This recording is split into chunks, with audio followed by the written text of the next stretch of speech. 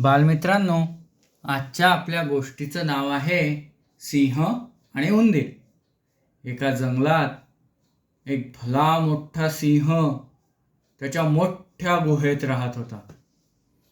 एकदा तो गुहेत झोपला होता. शांत झोप लागली होती. पण कुठून तरी एक पिटुकला उंदीर त्याच्या गुहेत शिरला.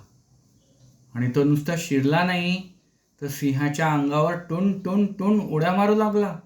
डोक्यावरून शेपटीवर, शेपटीवरून पायावर, परत डोक्यावर. त्याच्या त्या उड्या मारण्यामुळे सिंहाला जाग आली. रागावूनच सिंह उठला आणि पटकन त्या उंदराला पकडला.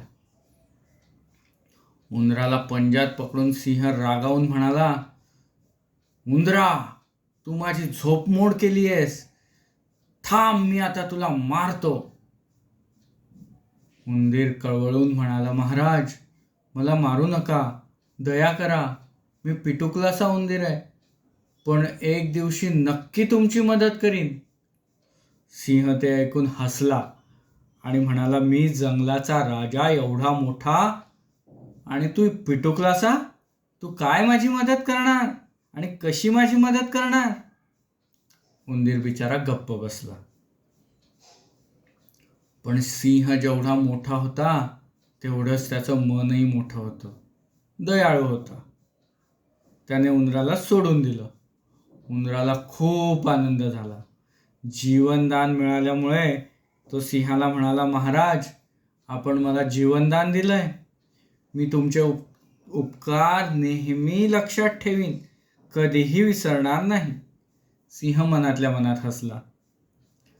एकदा सिंहाच्या गुहेच्या बाहेर शिकाऱ्यांनी जाळं लावलं आणि आपला भला मोठा सिंह त्या शिकाऱ्याच्या जाळ्यात अडकला. पूर्ण ताकद लावूनही तो जाळ्यातून बाहेर येऊ शकत नव्हता. खूप धडपड केली, खूप प्रयत्न केले. शेवटी सिंह थकला आणि मोठ्या मोठ्याने गर्जना करायला लागला. त्या गर्जना उंदराच्या कानावर गेल्या. त्याला लगेच लक्षात आलं की सिंह महाराज संकटात आहेत. आपल्याला गेलं पाहिजे, उपकाराची परतफेड केली पाहिजे. तर होता तिथून धावत धावत सिंहाच्या गुहेकडे पळत सुटला. सिंहाच्या गुहेजवळ येऊन बघतो तर काय, सिंह शिकाऱ्याच्या जाळ्यात अडकलेला.